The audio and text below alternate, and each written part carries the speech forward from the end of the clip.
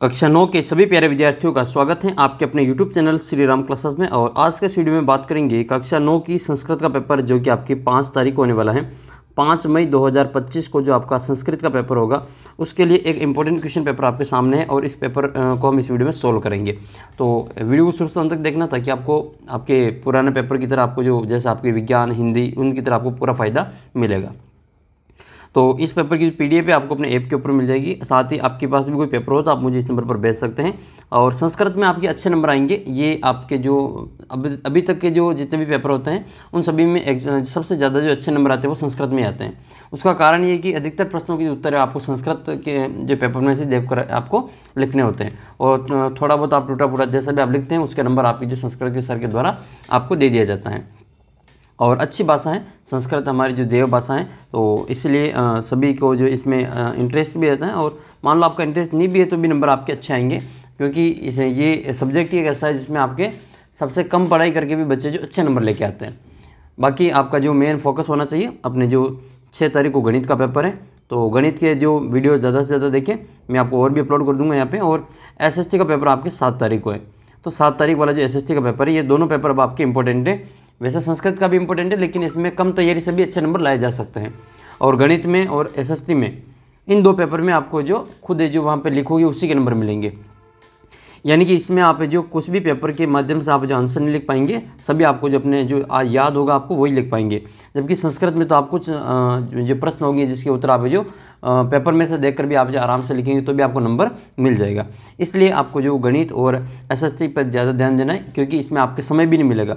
गणित और आपके जो ये 6 तारीख को गणित है, 7 तारीख को आपका एसएसटी का पेपर है, तो फिर आपका जो ज़्यादा समय आपको मिलेगा नहीं उसमें। तो फिर आपको अभी जो समय मिल रहा है छुट्टी का उसमें आपको इसमें अपडेट रहना है और आपको जो टाइम मैनेजमेंट का ध्यान रखते हुए अपनी जो तैयारी अच्छे से करनी है।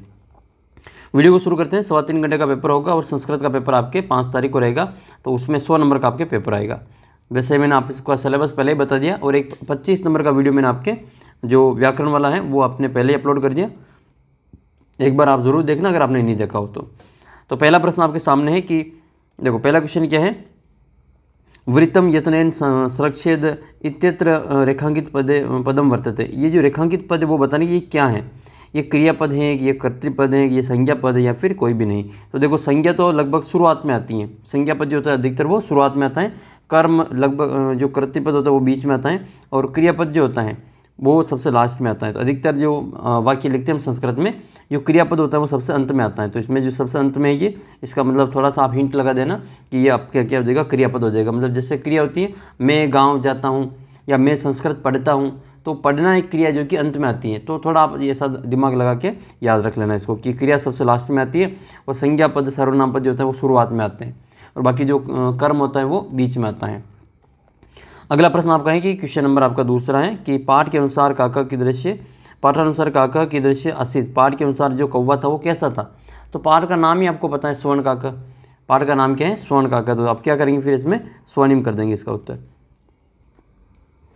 फिर आपके अगला प्रश्न है कि तान्य मिलित्वा पृथक्त्वा, इसमें आपको क्या करना है संधि बतानी कि इसमें कौन सी संधि है। तो देखो मैंने संधि का फुल वीडियो आपके अपलोड कर दिया है। आपकी जो भी संधि चारों ही संधि आपको मैंने बता दी है, उसमें से आपका जो प्रश्न बन जाएगा उसको एक बार अच्छे से ज़रूर देख लेना, ठीक है। तो वो आपको अच्छी प्रकार से याद होना चाहिए। अच्छा मैं आपसे एक प्रश्न ये पूछता हूँ कि जो स्वर्ण का पाठ है आपका दूसरा पाठ, ठीक है, स्वर्ण का पाठ, ये जो कथा है वो कहाँ से संकलित की गई है, ठीक है। और इसके जो उस कथा जो जिस ग्रंथ से ली गई है उसके जो कवि या लेखक हैं वो कौन है। आपको ये एक प्रश्न आपके ज़रूर पूछा जाएगा कि ये कहाँ से ली गई है और इसके लेखक कवि कौन है, तो कमेंट करके आपको बताना है। तो तान्य का आपकी जो मैंने कहा कि आधा न और यह आता है, तो फिर आधा अक्षर और यह आता है, तो उसमें आपकी हमेशा अधिकतर जो यण संधि होती है। तो इसमें ये तान्य है, तान्य, तो इसका क्या हो जाएगा तानी, इसका क्या हो जाएगा तानी प्लस ए हो जाएगा। ये ऊपर वाली मात्रा निकल जाती है और ये आपके जो ई और ए, ई और तो ई के बाद में जो असमान स्वर है तो ये क्या हो जाएगा आपके यह बन जाएगा इसका, और ये जो न है वो आधा हो जाता है। तो तान्य के आपके कौन सी संधि हो जाएगी, ये यण संधि हो जाएगी। ये उसी प्रकार से जैसे अत्याचार है, जैसे है अत्याचार, तो अति प्लस आचार हो जाएगा। अत्यधिक है, अत्यधिक है, अति प्लस अधिक है, प्रत्येक है, ठीक है, प्रत्येक, तो प्रत्येक में भी प्रति प्लस एक हो जाएगा। तो आधा अक्षर के बाद में यह आता है तो उसमें अधिकतर में आपकी जो यण संधि देखने को मिलती है। तो इसका उत्तर क्या करेंगे, यण संधि करेंगे। और उसके ऊपर जो आपको दो मात्रा दिखाई दे, यहाँ पर दो मात्रा दिखाई दे, तो फिर आपकी ये कौन सी संधि हो जाएगी, वर्धी संधि हो जाएगी। अगला प्रश्न फिर आपके ये क्वेश्चन नंबर 4। फिर आपके अगला प्रश्न है कि काबी सेतु निर्माण तुम प्रयतते। तो ये आपके 7वां पार्ट है सिकता सेतु। तो इसका उत्तर क्या हो जाएगा आपके सिकतामी। ठीक है, इसका जो उत्तर आपकी क्या करना है, सिकतामी कर देना है। तो देखो, एक तो आपकी जो लोह तुला वाला जो पार्ट है ना, उसका आपको हिंदी में जो याद कर लेना सार उसका। ठीक है, तो वो आपके आ सकता है लोह तुला वाला, तो वो आपको अच्छी प्रकार से ज़रूर कहानी हिंदी में आपको याद, पाठ सार याद होना चाहिए। तो ये जो सिकता सेतु है वो कहाँ से लिया गया, ये एक नाट्यांश आपको पता होगा, जो कि सोमदेव के द्वारा रचित है और कथा सरिता सागर से ये लिया गए हैं। तो जो कथा सरिता सागर है वहाँ से इसको लिया गए हैं, और ये 7वां पाठ याद कर लेना। तो ये सोमदेव के द्वारा 7वां पाठ, और सिकता सेतु स आपको याद कर लेना है। देखो ये स इसमें बार बार रिपीट हो रहा है, सिकता सेतु। और इनके जो नाटककार है वो कौन है, इसमें मेन जो लेखक है वो कौन है, सोमदेव है। ठीक है, और ये जो लिया गया है वो आपके कथा सरिता सागर से लिया गया है, इस ग्रंथ से लिया गया, और वहाँ का जो 7वें पाठ से लिया गया है। इसके भी कहाँ से लिया गया, 7वें पाठ से लिया गया है। तो ये स से आपको इसको याद कर लेना है। अगला प्रश्न फिर आपके ये कि जटायु शौर्यम, जो जटायु शौर्यम है, तो ये जो पाठ है आपका जटायु शौर्यम, ये पाठ जो है वो कस्मात उद्धृत, यानी ये कहाँ से लिया गया है। देखो एक प्रश्न आपका ऐसा ज़रूर बनेगा, फिक्स बनेगा, कि आपकी जो पाठ दे रखी किताब के पाठ, वो कौन सा पाठ है, जो कौन से ग्रंथ से लिया गया है, कौन से नाटक से लिया गया है, उसके जो लेखक है वो कौन है। आपके जो पाठ के जो नीचे उसके जो शुरू की 2 लाइनें वो आपको अच्छी प्रकार से याद होनी चाहिए, वहाँ से प्रश्न आपके 2-3 हमेशा जो पूछे जाते हैं। तो जटायु शौर्यम पाठ है आपका। तो जटायु शौर्यम जो पाठ है वो आपका जो एक पाठ्यांश है वो कहाँ से लिया गया है, तो ये जो लिखा गया है ये लिया गया है अपने रामायण से। और अब रामायण में भी आपको याद करना है कि अलग अलग जो इसके कांड बने हुए हैं, जैसे अरण्य कांड से इसको लिया गया है। तो ये जटायु शौर्यम जो पा है वो आपके अरण्य कांड से लिया गया है। तो इसका उत्तर क्या करेंगे, अरण्य कांड कर देंगे। एक आपको ये याद रखना है कि जो रामायण है वो किसके द्वारा विरचित है, यानी कि किसके द्वारा इसकी रचना की गई। तो महर्षि वाल्मीकि का नाम आपको रामायण के साथ में याद कर लेना है। ठीक है, इसको अच्छी प्रकार से आपको याद कर लेना है। और इसमें किसका वर्णन किया गया है, इसमें जो माता सीता को जब जो रावण उठा के अपहरण करके ले जाता है, तब ये जो जटायु आता है और रावण के और इस जटायु के बीच में जो युद्ध होता है, जो पक्षीराज जटायु होता है, जो पंचवटिका में जो पंचवटिका ये जो पक्षीराज होता है जटायु, उनके और रावण के बीच के जो युद्ध का इसमें वर्णन किया गया है। तो ये थोड़ा सा आपको याद कर लेना है। ये रामायण का जो अरण्य कांड है वहाँ से लिया गया है। इसके जो कवि लेखक हैं वो कौन है, तो ये इसकी जो रचना है रामायण की वो महर्षि वाल्मीकि द्वारा की गई थी। मैं जो बोल रहा हूँ उनको भी आपको अच्छे से याद रखना है, प्रश्न आपके यहीं से बनेंगे पूरे। फिर आपके अगला प्रश्न है, फिर जो आपके अगला प्रश्न वो है कि लोह तुला बख्शिता की लोह तुला को कौन खा गया था, तो बिडाल, सैन्यन और बाले। तो इसका उत्तर आपको क्या, इसमें लास्ट ऑप्शन दे रखा आपके मुस्के। तो लोह तुला को कौन खा गया था, मूसक। पाठ के अनुसार आपको इसमें मूसक उत्तर करना है। और इसमें आपको ये बताना है कि ये जो लोह तुला नामक पाठ है वो कहाँ से लिया गया है, आपके ये प्रश्न आएगा ये। ठीक है, तो लोह तुला नामक जो पाठ है आप सभी को पता होगा, जो पंचतंत्र की जो कहानियाँ है, एक बहुत अच्छा ग्रंथ है ये, छोटे बच्चों की कहानियाँ इसमें खूब सारी। तो पंचतंत्र की जो एक ग्रंथ है उसके जो मित्रवेद नाम का जो तंत्र है वहाँ से इसको लिया गया है। ठीक है, वहाँ से इसको लिया गया है। तो मित्रवेद नाम का जो वहाँ का जो पाठ है उस पाठ से लिया गया है। तो मित्रवेद तंत्र पाठ से इसको लिया गया है। और इसके अलावा इस पंचतंत्र के जो लेखक है वो कौन है, विष्णु शर्मा है। कौन है, विष्णु शर्मा। पंचतंत्र के लेखक का नाम तो आपको अच्छे से याद होना चाहिए।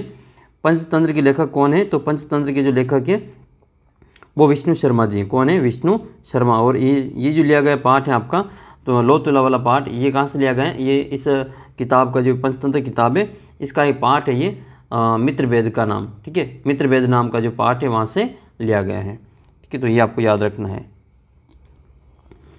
फिर आपके अगला प्रश्न है कि तपस्यारत का हासिल। तो इसका उत्तर आपको करना है तपोदत्त। तपस्या में कौन था, तो इसमें आपके उत्तर हो जाएगा आपके तपोदत्त जो था वो आपके तपस्या कर रहा था। फिर आपके अगला प्रश्न है कि धर्मो रक्षति रक्षितः। तो इसका उत्तर हो जाएगा आपके एक सूक्ति है ये, इसका उत्तर हो जाएगा आपके रक्षितः। ठीक है, तो करेक्ट आंसर हो जाएगा इसमें आपके रक्षितः।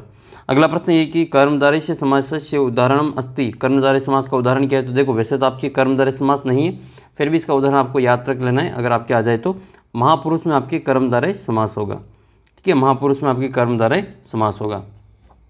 अगला प्रश्न है कि अभित, परित, दिक् इन शब्दों के योग में कौन सी विभक्ति आती है? तो अधिता, परिता, ये जब आपको दिख जाए, सर्वता, उभयता, तो उसमें आपके जो द्वितीय विभक्ति आती है, तो दूसरी विभक्ति आएगी। जैसे आपके जो गांव में जो चारों तरफ जो वन है, ग्रामम परिता वनम अस्ति, ठीक है, तो ग्रामम, ये ग्राम में द्वितीय विभक्ति आएगी ग्रामम। फिर आपके निरुपसर्ग बताना है। अच्छा, ये पूछ रहा है कि निरुपसर्ग युक्त शब्द न अस्ति, इसमें आपके न का विशेष ध्यान रखना है कि नहीं है, यानी कि निरुपसर्ग वाला शब्द इसमें से कौन सा नहीं है। तो देखो निर देखना है इसमें, तो ये तो निष्प्राण है, तो निष् प्लस प्राण हो जाएगा। निर्बलम, निर्धनम, निर्वेदम, सबको पता चल गया इसमें कि किसमें निर नहीं आ रहा है। तो निर्बलम में निर है, ठीक है, निर्धन में निर है, निर्वेद में निर है। तो फिर आपके जो निष्प्राण है इसमें निर नहीं होके ये क्या यहाँ पे निश है। और याद रखना इसमें ये वाला स रहेगा, निश प्लस प्राण आता है, ये वाला प्राण, ठीक है। इसमें ये वाला कभी भी आपके जो उपसर्ग में ये वाला स आपके उपसर्ग में नहीं आता है, याद रख लेना। तो ये निश आपको याद रखना है, ठीक है, ये वाला ही आता है, सपेरा वाला, षटकोण वाला और शक्कर वाला स, सलजम वाला स नहीं आता है। तो इसमें आपको उत्तर क्या करना है, निष्प्राण कर देना है, ठीक है। ये जो निष्प्राण शब्द है वो आपके क्या हो जाएगा, वो निरुपसर्ग से उपयुक्त नहीं है। अगला प्रश्न फिर आपके ये है कि जो रमा शब्द है उसकी तृतीय विभक्ति का जो द्विवचन का रूप बताना है कि रमा शब्द की तृतीय विभक्ति का। आपको मैंने जो ये रमा शब्द, बालिका शब्द ये बताया था, लता शब्द, उसके अनुसार तृतीय विभक्ति का जो दूसरा वचन है वो आपको इसमें बता।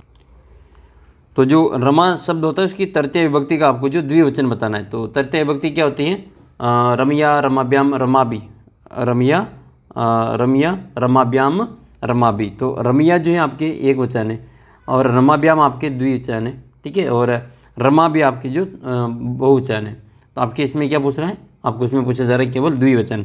तो दूसरा वचन बताना आपके राम शब्द की, रमा शब्द की जो तृतीय विभक्ति उसका दूसरा वचन। तो ये प्रथम वचन है, एक वचन है, और ये द्वितीय वचन है। तो इसका उत्तर क्या हो जाएगा आपके रमाभ्याम, इसका उत्तर रहेगा। आपको कमेंट करके बताना है कि राम शब्द की, ठीक है, राम शब्द की जो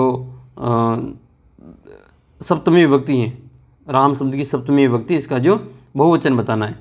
कौन सा बताना है, बहुवचन बताना है। नेक्स्ट क्वेश्चन है वणिक पुत्र का आसित, जो वणिक पुत्र उसका नाम क्या है, जो वणिक पुत्र है उसका आपको उसमें नाम पूछा जा रहा है। तो वणिक पुत्र कौन है, वीरधन है, वृद्धजन है, जीर्णधन है या फिर राम। तो आपने जो छठा पाठ पढ़ा होगा लोतुला वाला पाठ, जो उसमें आपके एक वणिक पुत्र जो बनिया का जो लड़का था उसका नाम क्या आया था, जीर्णधन। क्या नाम आया था, जीर्णधन नाम का एक वणिक पुत्र था। तो इसमें आपके जीर्णधन इसमें जो करेक्ट आंसर वो रहेगा, ठीक है। तो उस वणिक पुत्र का नाम क्या था, जो बनिया का लड़का था उसका नाम आपके क्या था, महाजन के लड़के का नाम वो जीर्णधन था। नेक्स्ट क्वेश्चन की ओर बढ़ते। पुरुष वेशधारी का आसित, पुरुष वेशधारी का आसित विष्णु, शिव, इंद्र और ब्रह्मा। तो पुरुष वेशधारी कौन थे आपके, तो पुरुष वेशधारी आपके शिव थे। और जो नारी वेशधारी कौन थे, इसका उत्तर आपको कमेंट करके बताना, ठीक है। पुरुष वेशधारी तो थे आपके शिव, और नारी वेशधारी कौन थे, इसका उत्तर आपको कमेंट करके बताना है। अच्छा, अगला प्रश्न आपका ये कि पर्यावरणम इति पाठ्यस्य क्रम अस्ति, जो पर्यावरण पाठ है उसका क्रम कौन सा है। तो सभी को पता है पर्यावरण आपकी किताब का कौन सा पाठ है। तो पर्यावरण जो है आपका कौन सा पाठ है, 9वां पाठ है, ठीक है। पर्यावरण जो पाठ है वो 9वां है। अंतिम मत कर देना, अंतिम पाठ तो आपका जो प्राण स्वरूप वाला पाठ है, वांग्न प्राण स्वरूपम, वो वाला अंतिम पाठ है आपका। तो देखो एक प्रश्न आपका ऐसे बन सकता है कि कौन सा पाठ कितने नंबर पे है। तो आपके जो 10 पाठ दे रखे हैं, अच्छी प्रकार से उनका आपको पाठ का नाम, कौन सा पाठ कितने नंबर पे आ रहा है और उसके लेखक कौन है, कहाँ से लिया गया है, 3-4 क्वेश्चन आपके ये कंप्लीट हो जाएगा। अभी जो इसको अच्छे से याद कर लेना।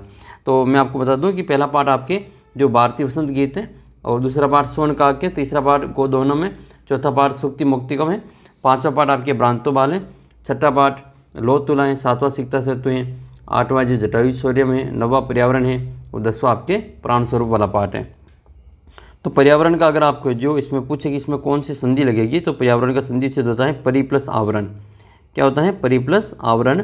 और ये जो परि प्लस आवरण है पर्यावरणम, ये आपके कौन सी संधि हो जाएगी, ये यण संधि का उदाहरण है।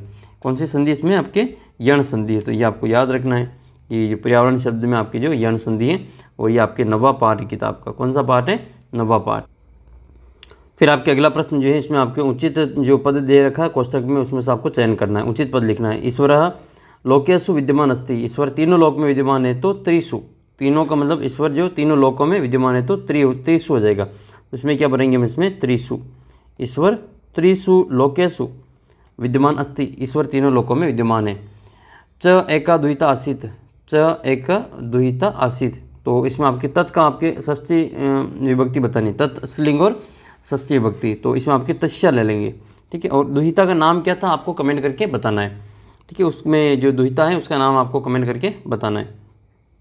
तो स्वर्ण काट का जो पाठ है शायद उसमें इसका नाम आया होगा, आपको अच्छी प्रकार से याद होगा। दुहिता का नाम आपको कमेंट करके बताना है। तो तत् का क्या हो जाएगा, तस्या हो जाएगा। तत् का आपके जो स्त्रीलिंग षष्ठी विभक्ति तस्या हो जाएगा। और पत्रम पतति, तो अलग होने के योग में पंचमी विभक्ति लगेगी, ठीक है। तो ये जो अपादान वाला सिस्टम है, एक मिनट, तो ये हो जाएगा आपके वृक्षात, क्या हो जाएगा, वृक्ष की पंचमी विभक्ति वृक्षात हो जाएगी। तो इसमें क्या भरेंगे, वृक्षात, वृक्षात पत्रम पतति, जो वृक्ष से पत्र गिर रहे हैं, तो पत्रम पतति आपको लिखना है। तो अलग होने के योग में अपादान आता है। फिर आपके ये यहाँ पे जो तत् प्रविष्टि धारक ग्रहम प्लस कत्वा, तो ये इसमें कत्वा आपके प्रत्यय हैं, ठीक है। कत्वा आपके प्रत्यय हैं, तो इसका जो प्रत्यय युक्त शब्द वो क्या बनेगा, गृहीत्वा बनेगा। क्या बनेगा, ग्रहम गृहीत्वा, तो इसका हो जाएगा आपके गृहीत्वा, ये आपको इसमें बजाना है गृहीत्वा। फिर आपकी जो अस धातु का लट लकार बना है, तो वेदा चतवार, तो 4 वेद है, तो इसमें आपके बहुवचन है, तो इसमें आपके आएगा संति, वेदा चतवार संति, वेद 4 हैं, तो इसमें आपको क्या बनना है, संति भर देना है, ठीक है। और बालक शब्द की जो प्रथमा विभक्ति भरनी है, बालक शब्द की प्रथमा विभक्ति, तो बालकः पुस्तकम पठति, बालक पुस्तक पढ़ता है, तो इसमें आ जाएगा आपके बालकः। प्रथम विभक्ति राम शब्द की आती है, जैसे रामा होता है वैसे बालक का बालकः हो जाएगा। युष्मत शब्द की षष्ठी विभक्ति बननी है, युष्मत शब्द की षष्ठी विभक्ति, तो षष्ठी विभक्ति वत्स पितृयो अयम युष्मा, युष्मत का क्या हो जाएगा, युष्माकम हो जाएगा। युष्मत का भरेंगे हम इसमें युष्माकम, तो युष्मत शब्द भी है आपके, तो इसमें आपकी षष्ठी विभक्ति युष्माकम आपको इसमें भरनी है। फिर इसके बाद में आपके एक जो गद्यांश होगा, अपठित गद्यांश, उसके कुछ जो प्रश्न होंगे उनके उत्तर आपको इसमें लिखना होगा। तो अपठित गद्यांश जो आएगा वो आपके 10 नंबर का आएगा। कितने नंबर का आएगा आपके इसमें, 10 नंबर का पूछा जाएगा। तो अपठित गद्यांश में आपके एक तो शीर्षक देना होगा 1 नंबर का, एक 4 प्रश्न आपके जो एक 4 क्वेश्चन आपके आधे नंबर के होंगे, और 3 प्रश्न 1-1 नंबर के पूर्ण वाक्य में देना है। और अनुच्छेद जो आधारित जो भाष्य कार्य करना होगा उसको आपके 4 नंबर के क्वेश्चन पूछे जाएंगे। टोटल आपका 10 नंबर का क्या आएगा, अपठित आपका जो गद्यांश पूछा जाएगा। और एक 5 नंबर का आपके जो श्लोक भी आएगा, उस पर आधारित जो पद्यांश होगा उस पर आधारित कुछ प्रश्नों के उत्तर लिखने होंगे। तो 15 नंबर के आपके पेपर में से आंसर लिखने होंगे जो अपठित होंगे। तो पहले तो इसको आपको थोड़ा बहुत आपको पढ़ लेना है, नहीं पढ़ना था तो भी आपको जो इसमें प्रश्नों के उत्तर मिला करके लिखना है। तो पहले हम इसमें आपको हिंदी अर्थ देख लेते हैं। पहला आपकी लाइन ये है कि मानवस्य बौद्धिक विकासाय ज्ञानवर्धनाय च पुस्तकालय नाम महत्वपूर्ण स्थान है, यानी कि मानव के बुद्धि के विकास में जो ज्ञानवर्धन के लिए पुस्तकालय का बहुत ही महत्वपूर्ण स्थान है। और पुस्तकालयेषु विविध पुस्तकानाम संग्रहो भवति, पुस्तकालय में बहुत सारी किताबों का जो संग्रह होता है। अत्र विविध भाषानाम पत्र पत्रिका द्वयोपि प्रतिदिनम आनयति, वहाँ पर जो विविध भाषाओं की जो पत्र पत्रिका होती है वो आती हैं। अस्माकं पुस्तकालय से नगर से रमणीय स्थान वर्तते, हमारा जो पुस्तकालय है वो नगर का जो एक रमणीय स्थान है, बहुत ही जो उसमें नगर का जो खूबसूरत जगह है, अच्छा स्थान है। अस्मिन, इस पुस्तकालय में, अस्मिन इसमें 10 सहस्राणि पुस्तकानि सन्ति, इसमें आपके 10,000 पुस्तकें हैं। अस्माकं पुस्तकालय हिंदी आंग्ल संस्कृत भाषायां पत्र पत्रिका प्रतिदिनम आनयन्ति, इसमें जो हमारे जो पुस्तकालय में हिंदी अंग्रेजी और संस्कृत भाषा की जो पत्र पत्रिका आती हैं। अस्य समीपे एक वाचनालय वर्तते, इसके समीप एक वाचनालय भी है। अत्र बहवः जना छात्रा युवकया प्रतिदिनम आगत्य स्वाध्याय कुर्वन्ति, यहाँ पर बहुत सारे जो लोग हैं वो आते हैं, छात्र आते हैं, युवक आते हैं और अपना जो स्वाध्याय है वो करते हैं, युवक युवतियाँ आते हैं। अस्माकं पुस्तकालयस्य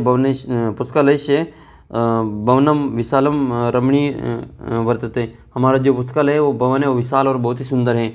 अस्य पुस्तकालयस्य सर्वे जना प्रशंसा कुर्वन्ति, इस पुस्तकालय की सभी प्रशंसा करते हैं। और अस्माकं ज्ञानवर्धनाय अस्य महती भूमिका वर्तते, हमारे जो ज्ञान को बढ़ाने में बहुत महत्वपूर्ण भूमिका निभाता है। और फिर अयम एक आदर्श पुस्तकालय विद्यते, यह एक क्या है, आदर्श पुस्तकालय है। तो देखो आपके अगर एक आपके एक पैराग्राफ भी आ जाए परीक्षा में, ठीक है, कि आपको पुस्तकालय में बच्चे पढ़ रहे हैं उसका आपको चित्र वर्णन करना है, तो उसमें आपका ये इस प्रकार से लाइनें उसमें 10-12 लाइनें लिखनी होती हैं। तो ये ये आपको पता चल गया ये किस पर आधारित है। इसका शीर्षक क्या दोगे, शीर्षक क्या देना है, यहाँ पे शीर्षक देंगे हम यहाँ पे अस्माकम पुस्तकालय, क्या लिखेंगे, अस्माकम पुस्तकालय, हमारा पुस्तकालय, या पुस्तकालय लिख लेंगे, अस्माकम पुस्तकालय लिखो या फिर हमारा पुस्तकालय लिख लो। हमारा तो उसमें आपके हिंदी में हो जाएगा, अस्माकम पुस्तकालय हो जाएगा। ठीक है, तो क्या लिखेंगे, इसका जो शीर्षक है वो अस्माकम पुस्तकालयम, या आप इसमें लिख लेंगे अस्माकम पुस्तकालयम, इसका शीर्षक हो जाएगा। फिर आपको एक पद में उत्तर देना है। ये आपके 4 क्वेश्चन होंगे, वो आधे आधे नंबर के होंगे आपके, याद रखना ये आपके आधे आधे नंबर के 4 क्वेश्चन होंगे। विविध पुस्तकानि संग्रह कुत्र भवति, विविध पुस्तकों का जो संग्रह वो कहाँ पर होता है, तो ये पुस्तकालय विविध पुस्तकानि संग्रह भवति, आपको ये लाइन इसमें उठा करके लिखनी है। देखो अच्छा तरीका यही कि आप जो कुछ कीवर्ड उसको ढूंढो, विविध पुस्तकानि संग्रह, तो विविध पुस्तकानि संग्रह, इसमें ये लाइन आपको पूरी उठा करके इसमें लिख लेनी है। ठीक है, पूरी लाइन इसमें लिख लेना, उत्तर आपको मिल जाएंगे, नंबर मिल जाएंगे। पुस्तकालय कति पुस्तकानि सन्ति, पुस्तकालय में कितनी पुस्तकें हैं, तो अस्मिन या पुस्तकालय, या फिर आप लिखेंगे पुस्तकालय 10 सहस्त्राणि, 10,000 पुस्तकानि सन्ति, तो आपकी पुस्तकानि सन्ति ये लाइन मिल जाएगी। तो 10 सहस्त्राणि पुस्तकानि सन्ति ये लाइन आपको इसमें लिख लेनी है। वाचनालय कुत्र वर्तते, तो वाचनालय नाम यहाँ पर आया था, देखो वर्तते, तो अस्य समीपे, तो अस्य मतलब किसकी बात की जा रही है, पुस्तकालयस्य समीपे, तो पुस्तकालयस्य समीपे एक वाचनालय वर्तते, तो पुस्तकालयस्य समीपे, यहाँ पर अस्य की जगह पे क्या लिख लेना है, पुस्तकालय लिख लेना है। ठीक है, तो पुस्तकालयस्य समीपे एक वाचनालय वर्तते, इस प्रकार से आपको एक एक नंबर के आधे आधे नंबर के 4 क्वेश्चन आएंगे, वो लिखने, जो कि आपका हो सकता है ये पहला प्रश्न हो, ठीक है, वो कहीं पे भी आ सकता है, अपठित गद्यांश बीच में भी आ सकता है, और पहला प्रश्न भी अपठित गद्यांश के रूप में आ सकता है, या फिर लास्ट में भी अपठित गद्यांश आ सकता है। तो ज़्यादातर चांस है कि या तो पहले नंबर पे होगा या फिर आपके बीच में होगा अपठित गद्यांश। फिर आपके पूर्ण वाक्य में उत्तर देना है। तो पुस्तकालय या नाम किमर्थ महत्वपूर्ण स्थान वर्तते, तो ये आपको पूरी लाइन, पहली लाइन लिख लेनी है। ठीक है, पहली लाइन क्या लिखनी है, मानवस्य बौद्धिक विकासाय ज्ञानवर्धनाय पुस्तकालय नाम महत्वपूर्ण स्थानम वर्तते, इसके नंबर मिलेंगे पूरे, एक लाइन उठा करके इसमें आपको लिखनी है, पूर्ण वाक्य में उत्तर देना है। तो देखो इसमें आपको ये एक पद में उत्तर देना है, तो फिर आपको उसमें एक एक पद में उत्तर देना है। विविध पुस्तकानि कुत्र भवति, तो इसमें आपको लिखना है पुस्तकालय, और पुस्तकालय कितने पुस्तकानि सन्ति, इसमें आपको लिखना है 10,000, तो 10 सहस्त्राणि, आपको एक एक शब्द लिखना है। फिर इसमें पुस्तकालय कुत्र वर्तते, तो इसमें आपको लिखना है कि इसमें पुस्तकालय से समीपे। फिर आपको इसमें एक पूरी लाइन में उत्तर देना, पूरे वाक्य में उत्तर देना है। तो पुस्तकालय से किमर्थ महत्वपूर्ण स्थानों वर्तते, तो इसका उत्तर आपको पहली लाइन में हुबहू उठा करके पहली लाइन पूरी लिख लेनी है। दूसरा प्रश्न कि पुस्तकालय से दृश्य विद्यते, पुस्तकालय का जो दृश्य है वो कैसा होता है, पुस्तकालय का जो दृश्य है वो कैसा होता है। तो पुस्तकालय जो है हमारे ज्ञान में महत्वपूर्ण भूमिका निभाता है, और यह आदर्श पुस्तकालय विद्यते, तो इसमें क्या लिखेंगे, आदर्श पुस्तकालय विद्यते। नेक्स्ट है पुस्तकालय से भवन कीदृश्य वर्तते, तो पुस्तकालय का भवन कैसा है, तो इसका उत्तर हो जाएगा आपके अस्माकं पुस्तकालय से भवनं विशाल रमणीय वर्तते, तो ये आपको लिख लेना है इसमें। पुस्तकालय के स्वाध्याय कुर्वन्ति, पुस्तकालय में स्वाध्याय कौन करता है, तो ये आपको लिखना है यत्र बहवः जना छात्रा युवश्च प्रतिदिनम आगत्य स्वाध्याय कुर्वन्ति, तो ये पूरी लाइन आपको उठा करके इसमें लिख लेनी है। इस प्रकार से आपका 10 नंबर का, कितने नंबर का, 10 नंबर का ये पूरा एक अपठित गद्यांश आएगा, उसको आपको उत्तर देना है। फिर भाष्य कार्य का 4 नंबर का प्रश्न आएगा। ठीक है, ये आपको 4 नंबर का भाष्य कार्य पूछा जाएगा, 4 प्रश्न आएंगे।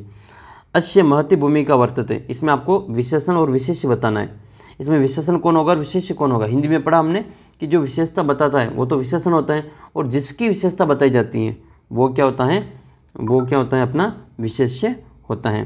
तो अस्य महति भूमिका वर्तते, तो यहाँ पर जो इसकी बड़ी भूमिका है, पुस्तकालय की बड़ी भूमिका है, तो यहाँ पे भूमिका तो है आपके भूमिका की विशेषता बता रही को बड़ी है।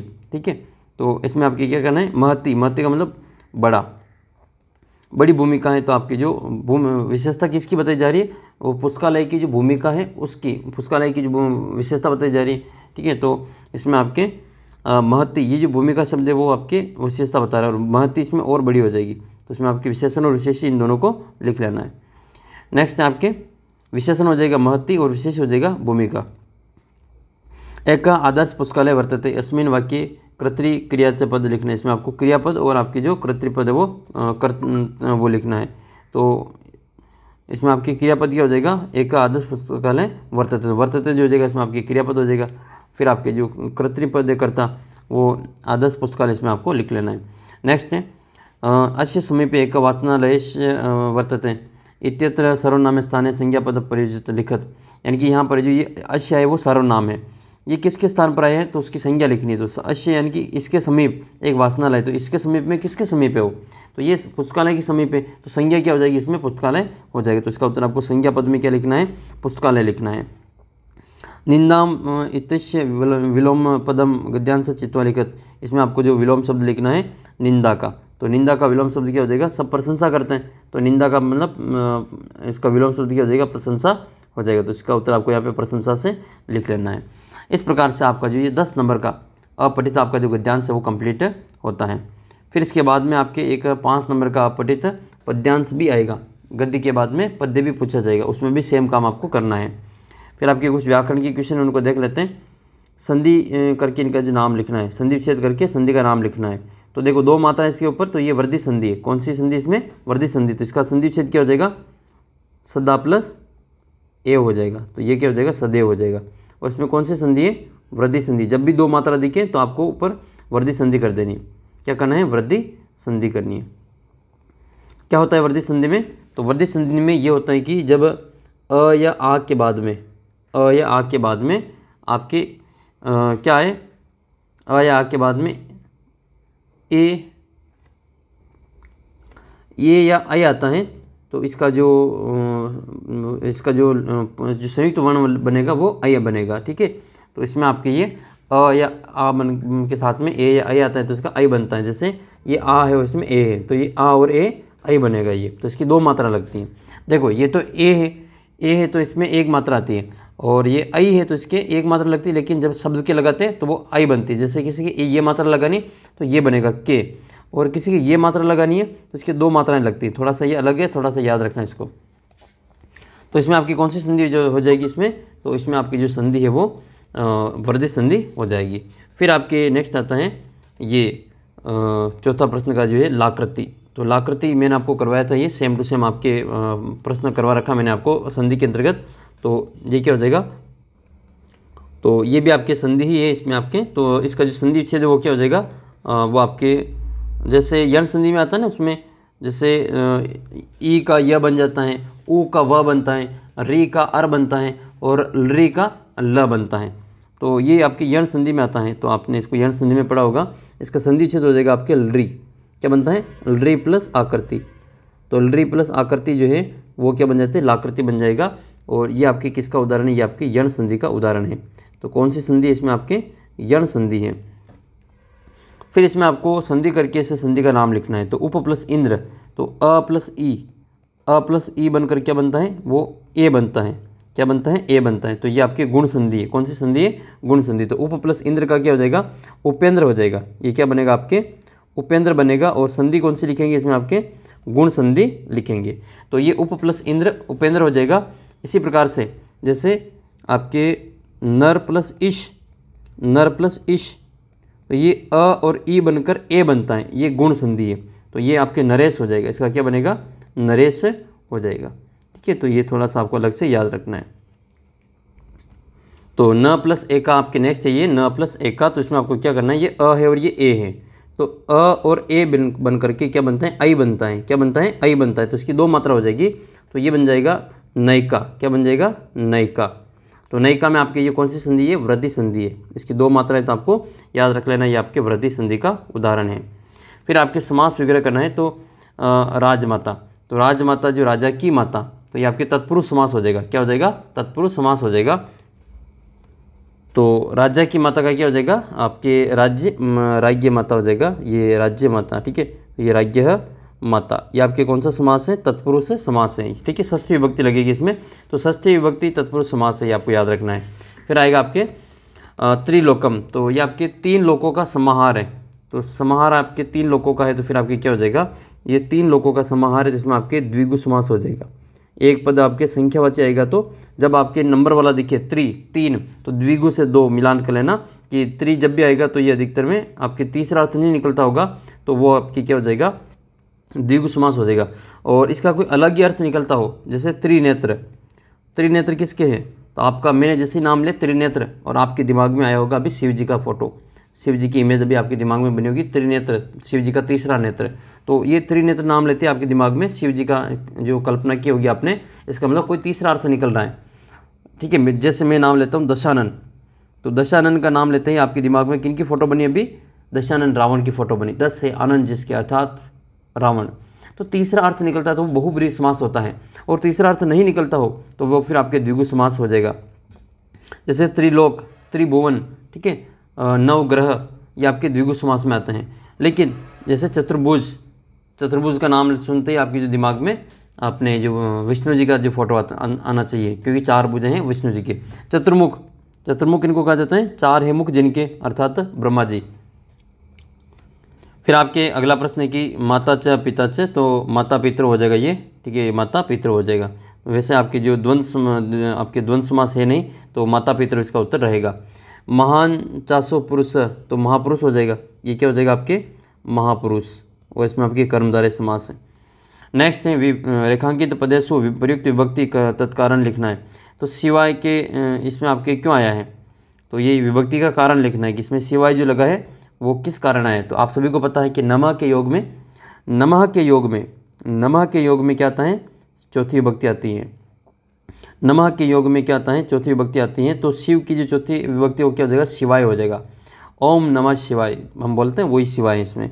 तो नमः के योग में क्या आएगा आपके, चतुर्थी विभक्ति आएगी। कौन सी विभक्ति आएगी, चतुर्थी विभक्ति आएगी। तो नमः के योग में क्या आता है, चतुर्थी विभक्ति आती है। उदाहरण के लिए जैसे मान लो यह गुरु शब्द होता, तो गुरु का जो चतुर्थी विभक्ति वो गुरुवे हो जाएगा। तो गुरुवे नमः, ये क्या होता है, गुरुवे नमः, ओम गुरुवे नमः। इस प्रकार से जैसे मान लो गणेश शब्द होता, तो श्री गणेशाय नमः, श्री गणेशाय नमः, तो गणेश का आपके क्या हो जाएगा, गणेशाय हो जाएगा। तो ये गणेशाय में चतुर्थी विभक्ति है, शिवाय में चतुर्थी विभक्ति है, गुरुवे में चतुर्थी विभक्ति किस कारण आ रही है, तो नमः के योग में चतुर्थी विभक्ति का प्रयोग किया जाता है। फिर आपके अगला प्रश्न है ये, इसमें ये आपकी जो नेत्रयन है इसमें तृतीय विभक्ति लगती है। नेत्रयन में कौन सी विभक्ति, तृतीय विभक्ति, और इसका कारण क्या है, ये काण। तो काण के कारण है जो तृतीय विभक्ति है। ये काण का मतलब क्या होगा, कोई ये जो मान लो शरीर की से जो अंग से जो क्षत है, क्षतिग्रस्त है, तो उसको अपन तृतीय विभक्ति का प्रयोग किया जाता है। तो अंग विकार के योग में, अंग विकार के योग में तृतीय विभक्ति आती है। तो आप लिखेंगे अंग विकार के योग में, अंग विकार के योग में किस कौन सी विभक्ति आती है, तृतीय विभक्ति आती है। तो अंग विकार के योग में तृतीय विभक्ति आती है। जैसे कोई आँख से काना है, ठीक है, पादेन खंजर, यानी कि जो पैर के कारण कोई लंगड़ा है, ठीक है, कर्णेन कोई बहरा है, ठीक है, कानों से कोई बहरा है, तो इस कारण से क्या आएगा, तृतीय विभक्ति आएगा। तो उम्मीद करता हूँ कि ये वाला जो मामला है आपको अच्छी प्रकार से समझ में आ गया होगा। और ये विभक्ति वाला मैंने पूरा आपको जो उस व्याकरण वाले सिस्टम में समझा रखा है, उस व्याकरण वाले वीडियो में पूरा सिस्टम समझाया है कि आपके संधि किस प्रकार से आपको याद रखनी है, समास कैसे याद रखना है, और प्रत्यय उपसर्ग सारा मैंने आपको वहाँ पे करवा रखा है। व्याकरण का 1 घंटे का और शायद 10 मिनट का वीडियो है, वो नहीं देखा तो आप देख लेना, 25 नंबर कवर करेगा। इसके अलावा उसमें आपके जो प्रार्थना पत्र हैं, आपके जो कौन कौन से प्रार्थना पत्र हैं रचना में आएंगे, वो प्रार्थना पत्र भी आपको वहाँ पे करवा रखे हैं।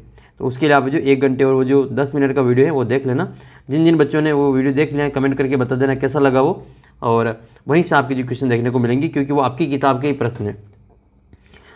एक मेरा ये विचार हो रहा है कि आपकी किताब के पीछे जितने भी व्याकरण के क्वेश्चन दे रखे हैं उनको मैं एक ही वीडियो में सोल्व करवा दूं। आपकी राय क्या है कमेंट करके बताना। अगर सभी को चाहिए वो वीडियो तो कमेंट कर देना, हम उसका आंसर आपको बता देंगे। एक ही वीडियो में जो पूरी किताब का एक निचोड़ एक वीडियो में हम कवर करने की कोशिश करेंगे, ताकि आपको बार बार सारे जो किताब के प्रश्न तो नहीं देखने पड़े। फिर प्रकृति प्रत्यय पृथक्कृत्व, इसमें आपको जो प्रकृति इसमें प्रत्यय लिखना है उसको अलग करना है। तो देखो ये मान आ रहा है, तो मान किस में आया था, तो मान मैंने आपको बताया था जो सानच प्रत्यय होता है, सत्रि प्रत्यय और सानच प्रत्यय। तो सानच प्रत्यय में आपकी क्या आता है, मान आता है, ठीक है। तो ये आपके जो सेव आपके लब धातु है, कौन सी है, लब धातु है, और लब धातु में आपको क्या करना है, इसमें सानच प्रत्यय लगाना है। तो इसका क्या हो जाएगा, लब प्लस क्या हो जाएगा, इसका लब प्लस सानच हो जाएगा। तो लब प्लस सानच, इसमें आपकी जो सानच प्रत्यय है, ठीक है, ये आपको याद रखना है। इसमें आपकी कौन सा प्रत्यय है, सानच प्रत्यय है, और इसका जो प्रत्यय जो प्रत्यय अलग करके भी लिखना है। दृष्टवा का तो मैंने आपको बताया था, लास्ट में टवा आ जाए तो ये अलग से याद कर लेना, लास्ट में टवा आ जाए या त्वा आ जाए, टवा आ जाए या फिर आपके त्वा आ जाए, तो ये कत्वा आता है। क्या आता है आपके, कत्वा आता है। तो कत्वा प्रत्यय इसमें आपके तो दृष्टवा का तो मैंने आपको विशेष अलग से बताया था कि दृष्टवा का तो आपको अलग से याद रखना है। ठीक है, तो दृष्टवा में आपको क्या याद करना था, लास्ट में त्वा आता है, तो ये आपके दृश्य प्लस कत्वा हो जाएगा। तो इसका क्या करेंगे, दृश्य, ये हो जाएगा आपका दृश्य प्लस कत्वा। ठीक है, ये आपको याद रखते हैं। तो इसमें कौन सा प्रत्यय आपकी, कत्वा प्रत्यय, इसमें आपके जो सानस प्रत्यय हैं, और तुमुन में तुम आता है लास्ट में। ठीक है, तो ये आपको थोड़ा सा याद रखना है। ये देखो लिख प्लस तुमुन, तो लिख प्लस तुमुन का क्या हो जाएगा, लिखे तुम हो जाएगा। क्या हो जाएगा इसमें आपके, लिखे तुम हो जाएगा। तो लिख प्लस तुमुन का लिखे तुम आपको याद रखना है। जैसे गम प्लस तुमुन गंतुम, हन प्लस तुमुन हंतुम, पा प्लस तुमुन पातुम, दा प्लस तुमुन दातुम, ऐसे। तो लास्ट में तुम दिखाई दे तो तुमुन प्रत्यय कर देना है, तो इसमें तुम आएगा, तो लिखि तुम हो जाएगा। ये कुछ क्या होगा, लिख तुम। तो ये इसमें हम लिखेंगे लिख तुम, लिख तुम। तो ये लिख तुम आपको इसमें लिखना है। नेक्स्ट है गम प्लस कत्वा, तो ये क्या हो जाएगा, गत्वा हो जाएगा। क्या आएगा इसमें आपके, गत्वा। तो यहाँ पर इसको आपको वापस क्या करना है, इनको प्रत्यय को जो संयोग करके इनको साथ में लिखना है। फिर आपके जैसे एक प्रश्न आता है खाद प्लस तुमुन, तो खाद प्लस तुमुन का क्या हो जाएगा, खादी तुम हो जाएगा। ठीक है, खाद प्लस तुमुन का खादी तुम हो जाएगा, खाने के लिए। क्रीड प्लस तुमुन, तो क्रीडी तुम हो जाएगा। बास प्लस तुमुन बासी तुम हो जाएगा। ठीक है, तो ये थोड़ा आपके तो ये लिख प्लस तुमुन लिखी तुम हो जाएगा। क्या होगा, लिखी तुम। नेक्स्ट है आपके इसमें आपको उपसर्ग बताना। तो अपने उपसर्ग कितने संस्कृत में, 22 उपसर्ग है। और इसमें आपकी उपेक्षा का अपेक्षा का, तो अप प्लस इक्षा होता है। क्या होता है, अप प्लस इक्षा। तो अप प्लस इक्षा का हो जाएगा उपेक्षा, अपेक्षा। और एक उपेक्षा होता है, तो उप प्लस इक्षा और अप प्लस इक्षा। ठीक है, ये आपके जो इसमें अप उपसर्ग रहेगा। इसी प्रकार से अधिकार, तो अधि प्लस कार हो जाएगा, अधि प्लस कार हो जाएगा। ठीक है, अधिकार, इसमें आपके अधि उपसर्ग रहेगा।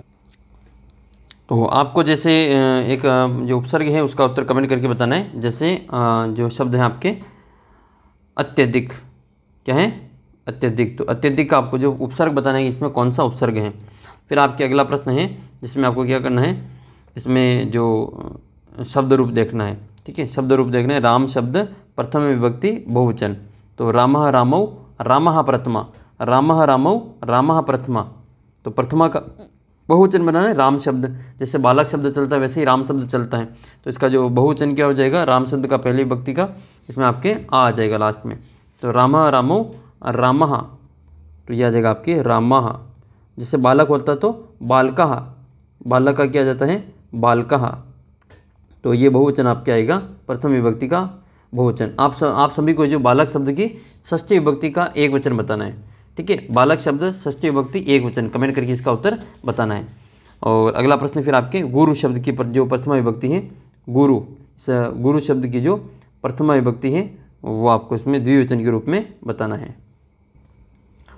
तो गुरु शब्द की जो प्रथमा विभक्ति है, ठीक है, उसका द्विवचन बताना। तो गुरु शब्द का जो प्रथमा विभक्ति द्विवचन गुरु हो जाएगा। क्या हो जाएगा, गुरु। और लेकिन ये जो रू है वो बड़ा हो जाएगा। ये गुरु में रू छोटा है और गुरु का जो रू है वो बड़ा हो जाएगा। तो ये बड़ा वाला रू आएगा, तो ये गुरु आ जाएगा। ये आपकी द्वितीय विभक्ति का प्रथमा विभक्ति का द्विवचन है। फिर आपको क्या करना है, धातु बताना है। तो पठ धातु लट लकार मध्यम पुरुष एक वचन बताना है। तो आपको पठ धातु पूरा तो याद होना चाहिए। पठति पठत पठंती, पठसी पठत पठत, पठामी पठावा पठामा। देखो ये मैंने छठी क्लास में याद किए थे और मेरे को छठी क्लास में संस्कृत, आपने भी छठी क्लास में ही पढ़ी होगी और छठी से शुरू होती है संस्कृत। लेकिन मेरे को इतनी शानदार तैयारी हो गई थी छठी सातवीं आठवीं में संस्कृत की कि सबसे ज़्यादा नंबर संस्कृत में आते थे। और ये राम शब्द और पट धातु लट लकार स तव ते ये मेरे को छठी क्लास में याद किए थे और वो अभी भी याद है। उसका कारण ये कि इतना शानदार मेरे को याद हो गए थे कि वो अभी भी मेरे को सारे जो है वो धातु रूप वगैरह याद रह गए। फिर आपका जो नेक्स्ट क्वेश्चन है इसमें पट धातु लट लकार, तो इसका आपको क्या बताना है, मध्यम पुरुष और एक वचन बताना। तो मध्यम पुरुष क्या हो जाएगा, पटसी। मध्यम पुरुष क्या हो जाएगा आपका, पटसी। तो पटसी पठथा पठत ये मध्यम पुरुष का एक वचन द्विवचन और बहुवचन होता है। उत्तम पुरुष की बात करें तो पठामी पठावह पठामह ये आपके उत्तम पुरुष हो जाएगा। फिर आपको लिख धातु का जो लृट लकार है, लिख धातु का क्या बताना है, लृट लकार, वो उसका आपकी जो प्रथम पुरुष बहुवचन बताना है। तो लिखिशति लिखिशत लिखिशंति ये जो आपके हो जाएगा लिखिशंति। ठीक है, लिख धातु का आपके जो बहुवचन बताना है और वो भी लृट लकार भविष्य काल का आपको बताना। तो ये क्या हो जाएगा, लेख शब्द चलेगा इसमें आपके, ठीक है। तो लेखिशंति क्या आएगा इसमें आपके, लेखिशंति, ये आपको लिखना है। ये लेखिशंति आपके क्या हो जाएगा, जैसे लिख धातु चलता है, लिखती लिखता लिखंती, लिखसी लिखता लिखत, लिखामी लिखावा लिखामा, ये तो हो जाएगा आपका लट लकार और वर्तमान काल। लंग लकार की बात करें तो अलिखत अलिखताम अलिखन, अलिखा अलिखतम अलिखत, अलिखम अलिखावा अलिखामा, ये आपके जो लंग लकार हो जाएगा। और ये जो मैं बोल रहा हूँ, जिन बच्चों को याद है उनको अच्छा लग रहा होगा, लेकिन जिन बच्चों को याद नहीं वो सोच रहे होंगे क्या बोल रहे हैं ये, क्या मंत्र बोल रहे हैं ये। तो ये जिन बच्चों को याद है उनको तो अच्छे से रिवाइज हो रहा है, लेकिन जिन बच्चों को याद नहीं उनका वो बोरिंग महसूस कर रहे होंगे। तो कमेंट करके बता रहे कि ये जो मैं बोल रहा हूँ लिख धातु पढ़ धातु वो किन किन बच्चों को याद है। फिर आपके लृट लकार बताने भविष्य काल में तो लेखिशति लेखिशत लेखिशंति, लेखिशि लेखिशत लेखिशत, लेखिशामि लेखिशाव लेखिशामः। फिर लौट लकार लिखतु लिखताम लिखंतु, लिख लिखतम लिखत लिखत, लिखानि लिखाव लिखामा। फिर आपका विधिलिंग लकार चाहिए कि योग में तो लिखेत लिखेताम लिखेयु, लिखे लिखेतम लिखेत, लिखेयम लिखेव लिखेम, ये आपके पाँचों ही आपके जो लकार है वो आपको याद रखने हैं। फिर आपके अगला जो प्रश्न है वो आपके संख्या शब्द हैं कि ये जो 40 हैं इसको संस्कृत में लिखना है और 100 को भी संस्कृत में लिखना है। आपकी जो संख्यावाची शब्द आएगा वो 1, 2, 3 और 4 इनका जो शब्द रूप पूछा जाएगा, 1, 2, 3, 4 का शब्द रूप आपके याद कर लेना है। तो ये 40 है तो उसको संख्या रूप में क्या लिखेंगे, तो ये देखो 100 का तो सबको आसानी से भी सेंचुरी बोलते हैं, शतक लगाते हैं, ठीक है। अभी जो अपने जो एक चर्चित चेहरा है शतक, जो IPL का जो सबसे मतलब 100 जो लगाने वाला जो खिलाड़ी है, और आपकी वो अभी जो 8वीं क्लास में पढ़ता है ना, जब आपने नाम सुना होगा, आप में से किसी कई खूब सारे विद्यार्थियों ने उनको, खूब चर्चित चेहरा है अभी ये IPL में, और ये सबसे कम उम्र का जो डेब्यू करने वाला खिलाड़ी है और बिहार का है, ठीक है। नाम आपको बताना है कमेंट करके कि उस खिलाड़ी का नाम क्या है। उसके जो बहुत सारे जो रिकॉर्ड बने खुद के, इसके जो ये खिलाड़ी जिसने जो इसने पहली बॉल में तो 6 मारा है, छक्का मारा है, पहली बॉल में 6 मारा है, और अभी इसके 2 ही मैच हुए। और ये राजस्थान रॉयल्स का खिलाड़ी है, RR का। और आप में से जो कोई IPL का इंटरेस्ट लेता होगा क्रिकेट का तो उसको पता होगा। अभी ये 8वीं क्लास में पढ़ता है, कौन सी क्लास में पढ़ता है, अभी इसके 8वीं के एग्ज़ाम हुए थे और ये भी IPL खेल रहा है। और ये देखो कुछ ही विद्यार्थी होते हैं ऐसे विलक्षण प्रतिभा के धनी होते हैं जो मतलब जैसे किसी उसका जो फील्ड है वो अलग है, खेल कूद में उसका जो अलग है, उसने मुकाम हासिल किया है। तो सभी का जो फील्ड है वो अलग अलग होता है। कोई जो खेल कूद में अच्छा करता है, किसी को पढ़ाई में इंटरेस्ट होता है, किसी को गाना गाना अच्छा लगता है। तो देखो आपको अपने भी इंटरेस्ट के अनुसार काम करना चाहिए, ठीक है। आपका जो भी इंटरेस्ट हो, जो आपको मन को जो आपको अच्छा लगता है वो उस काम को आपको ज़्यादा करना चाहिए, ये मेरा मानना है। बाकी फिर आपकी इच्छा है। और आपको क्या काम करना अच्छा लगता है कमेंट करके बताना। देखो मेरे के आपकी जो हॉबी है वो क्या है, ठीक है। आपको कौन सा काम है जो अच्छा आता है, अच्छा लगता है आपको काम करना। तो ये 100 से मेरे को याद आ गया। उस खिलाड़ी का नाम तो मैं नहीं बताऊंगा, उस खिलाड़ी का नाम तो आपको कमेंट करके बताना है। उसने जो अभी है ना शायद 36 या 37 बॉलों में जो इन्हें शतक मारा है, जो कि सबसे तेज़ शतक है अपने भारत में, और पहले भारतीय बन गए जो कि सबसे तेज़ शतक लगाने वाले। और ये दूसरा ही मैच खेला था। पहले मैच में तो उनकी जो 50 लगने से बच गई थी, और पहली बॉल में इन्होंने 6 मारा था, एक रिकॉर्ड। तो वो दूसरा ये कि सबसे कम उम्र में इन्होंने डेब्यू किया है। ये 13 साल और कुछ ही जो इन्होंने अभी जो मार्च महीने में अपना जो मार्च के महीने में अपना जो बर्थडे मनाया था, मतलब 14वां बर्थडे मनाया था। तो ये 14 साल के खिलाड़ी है। तो और अभी जो इनके 8वीं बोर्ड के एग्ज़ाम हुए थे और अब ये 9th क्लास में आएंगे। तो देख सकते हैं आप दुनिया में खूब तरह के जो टैलेंटेड लोग हैं अलग अलग फील्ड में, वो इनमें से एक लोग है ये। इसका खिलाड़ी का नाम अब आपको पता चल गया होगा, तो मैं नहीं बताऊंगा नाम, तो आपको ही कमेंट करके बताना है। अभी जो हाल ही में खूब चर्चा में ये खिलाड़ी जिन्होंने 23 शतक लगाए, तो ये पहले भारतीय बन गए जिन्होंने सबसे कम बॉलों में जो सबसे तेज़ शतक लगाए हैं। और अगला प्रश्न फिर आपकी ये है कि 40 वाला, तो 40 को तो क्या लिखेंगे, चत्वारिंशत लिखेंगे, चत्वारिंशत, ठीक है। तो मेरे को पता है आप में से खूब सारे विद्यार्थी जो क्रिकेट में इंटरेस्ट लेते हैं, IPL खेल देखते हैं, तो आपको ज़रूर पता होगा। देखिए कमेंट करके बताने कि इसको इसके बारे में पता है। जो विद्यार्थी नहीं देखते IPL वगैरह, तो उसमें कोई इसमें ऐसा भी नहीं कि आपको सबको उत्तर देना ही ज़रूरी है।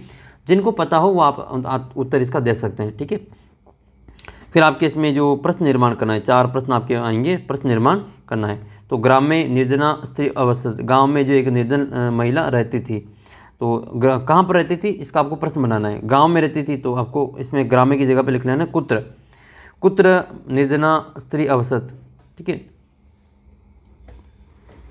फिर आपके अगला है कि बालक विद्यालय में गच्छति, तो बालक विद्यालय जाता है। तो इसमें इस रेखांकित का आपको बताने की आपको बालक विद्यालय जाता है, इसका प्रश्न क्या होगा, तो विद्यालय कौन जाता है। तो बालक की जगह यहाँ पे क्या जगह कह विद्यालय में गच्छति, कौन विद्यालय जाता है, तो बाकी कहीं लिख लेना है और यहाँ पे क्वेश्चन मार्क लिख लेना है, ठीक है। प्रश्न निर्माण में मासांते अधिकाधिक दुग्धम प्राप्यश्याव, मास के अंत में महीने के अंत में जो अधिक से अधिक दूध प्राप्त हो, तो उसका क्या हो जाएगा कदा, कब, ठीक है। कदा एकाधिक दुग्धम प्राप्त श्याव। फिर इसके बाद में आपको क्या करना है, ये जो दे रखा है ये पर्यावरण संरक्षण का, तो आपके जो खंड स है इसमें आपके एक प्रश्न दे रखा है, इसका आपको क्या करना है, सप्रसंग हिंदी भाषा में इसका अनुवाद करना है। तो अनुवाद करने के लिए आपको इसकी जो पहले तो लिखना पड़ेगा कि ये जो पाठ है वो कहाँ से लिया गया है। तो ये जब आप पढ़ेंगे इसको तो थोड़ा आपको पता चल जाएगा कि ये जो पाठ है वो कहाँ से लिया गया है। तो यहाँ इसको आप पढ़ेंगे तो यहाँ पर आएगा कि वने एवं सुरक्षित पर्यावरण स्म तत्र विविधा खगा कलकुजित। तो आपको पता तो चल गया होगा ये कौन से पाठ से, पर्यावरण वाले पाठ से, 9वां पाठ है आपका पर्यावरण वाला, वहाँ से लिया गया है। तो आप लिखेंगे कि ये जो गद्यांश है वो हमारी पाठ्य पुस्तक की जो सेमुसी पाठ्य पुस्तक है आपकी, उसकी जो 9वां पाठ है पर्यावरण, उससे उसका वहाँ से जो लिया गया है। ये जो एक छोटा निबंध है लघु निबंध, वहाँ से इसको लिया गया है। और फिर इसका जो आपको हिंदी भाषा में क्या करना है, इसका अर्थ बता देना है। क्या लिखेंगे, वने एवं सुरक्षित पर्यावरण लभते स्म, वनों में जो सुरक्षित पर्यावरण पाया जाता है। तत्र विविध खगा कलकुजंती रसायन ददती, वहाँ पर जो विभिन्न प्रकार के जो पक्षी मधुर ध्वनियाँ प्रदान करते हैं। फिर इसके बाद में लिखेंगे सरिता गिरि निर्जन च अमृत स्वाद निर्मल जलम प्रचलंती, जो हमारी जो नदियाँ हैं, पर्वत हैं, झरने हैं, वो अमृत जैसा जल, शुद्ध जल प्रदान करते हैं। फिर इसके बाद में वृक्षा लता च फलानी पुष्पानी, और वृक्ष लताएँ प्रचुर मात्रा में फल फूल और जलाऊ लकड़ियाँ प्रदान करते हैं। यहाँ तक आपको ये लिख लेना है। फिर शीतल मंद सुगंध उपवन औषध कल्प प्राणवायु वितरंती, जो हमारे जो जीवनदायिनी गैस, जो इसके अलावा और क्या मिलता है इसमें, जीवनदायिनी गैस मिलती है, और जो ठंडी इसमें जो सुगंधित जो इसमें गैस मिलती है, इसके अलावा ठंडी हवा मिलती है, सुगंधित हवा मिलती है और प्राणवायु मिलती है, जो औषधीय और प्राणवायु वितरित करने का कार्य भी वन करते हैं। तो ये वन के बारे में दिया गया है। फिर आपका नेक्स्ट है कि एका कस्मिन् ग्रामे एका निर्धना वृद्धा स्त्री नव्यसत, ठीक है। तो तस्या एका च दुहिता विनम्रा मनोहरा च आसीत्, एकदा तस्या तंडुलान निक्षिप्त पुत्री आदिशत। तो ये आपकी जो चावल वाली जो कहानी है वहाँ से लिया गया है, ठीक है। आपको पता चल गया होगा सोन काक वाली जो कहानी है वहाँ से इसको लिया गया है। तो ये आप इसमें सप्रसंग में क्या लिखेंगे, तो प्रसंग में आप लिखेंगे कि ये जो पद्यांश हैं, हिंदी में भी लिख लेना, आप तो हिंदी में लिखना है इसको।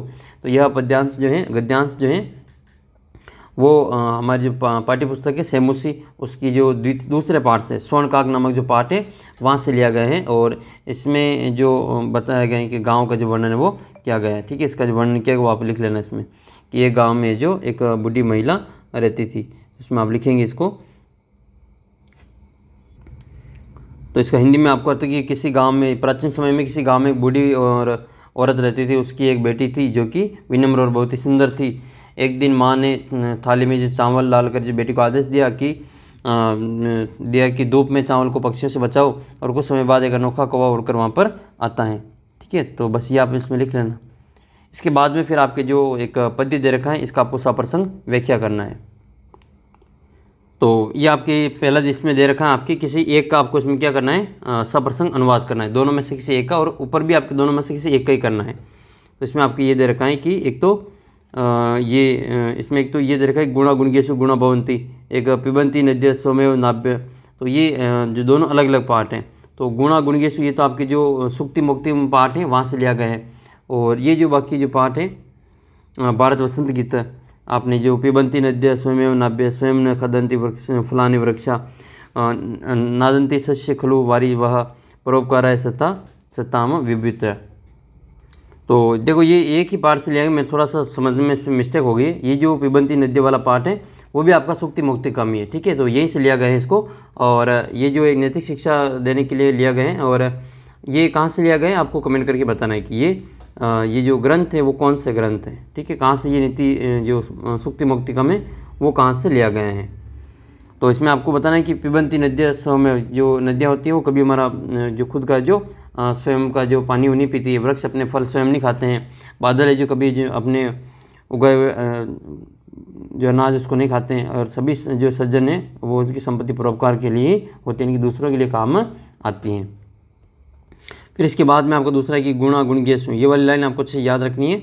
गुणा गुणगेशु गुणा भवंती ते निर्गुण प्राप्य भवंती दोषा, ठीक है। तो इसका आपको जो हिंदी में अर्थ बताना है कि गुण केवल गुणी लोगों में ही पाए जाते हैं, और तभी तक वे गुण रहते हैं, वो जब वे निर्गुण लोगों में चले जाते हैं तो वह अवगुण हो जाते हैं, ठीक है। तो इसका आपको जो हिंदी में अर्थ लिखना है।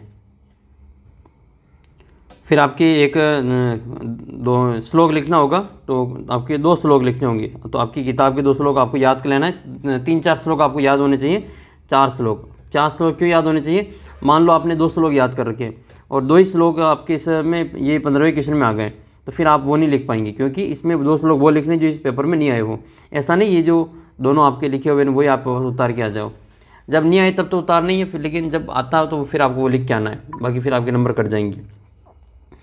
फिर आपकी जो कथा आएगी, इस घटना का जो क्रम से इसको लिखना है। ये जो प्यासे कौवे वाली कहानी है, ठीक है, ये प्यासे कौवे वाली कहानी कि एक बार एक प्यासा कौवा था, एक दा एक पिपासित काका इत्यस्त्र अब्रमत। तो इसमें आपको क्या लिखना है, सबसे पहले ये वाली लाइन लिखनी है। फिर क्या था, वो बहुत ही प्यासा था, वह बहुत ही प्यासा था। तो स एकम घटम, तो स एकम घटम अपश्यत किंतु तत्र अल्पम जलम आसीत, वहाँ उसने एक घड़ा देखा जिसमें बहुत ही कम पानी था। फिर उसने एक उपाय सोचा, स एकम उपाय अचिंत्यत, उसने फिर एक उपाय सोचा। फिर उपाय क्या सोचा, एक मिनट, इसने पहले क्या देखा, वहाँ पर जो पाषाण जो छोटे छोटे कंकड़ पड़े थे वो देखे थे। तो स पाषाण खंडानी घटे अपक्षित, उसने जो गड़े के पास में कुछ कंकड़ देखे। स एक उपाय अचिंतित, उसने फिर एक उपाय सोचा। तो फिर इसके बाद में लिखेंगे एवं क्रमेण घटस्य जलम ऊपरी आगच्छन्ति, और फिर इसने जो उसमें जो गड़े में वो डाले और पानी वो ऊपर आया।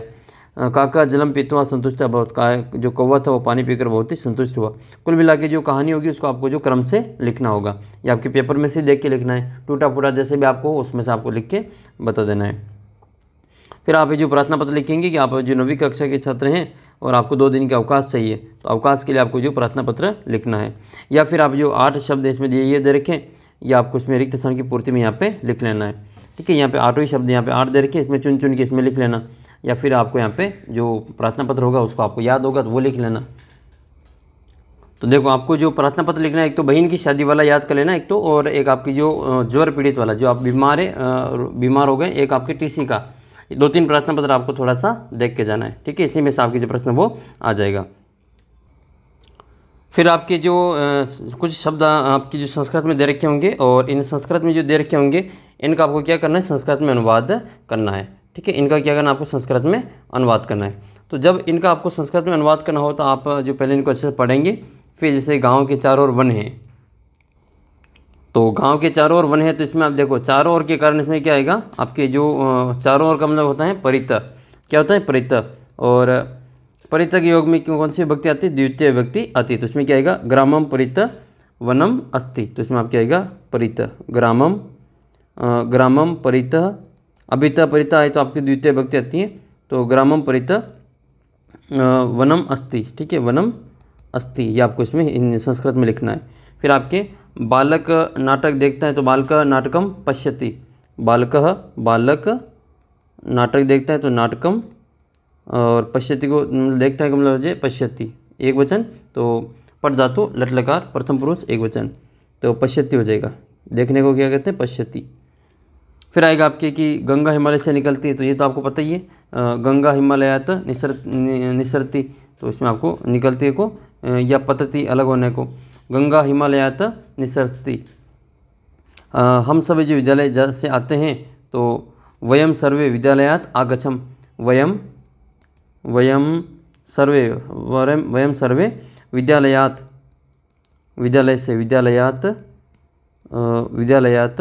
और आते हैं तो क्या लिखेंगे, आगच्छम, ये लिखेंगे आ गच्छामः, ठीक है, आ गच्छामः। इस प्रकार से आपको संस्कृत में अनुवाद करना है।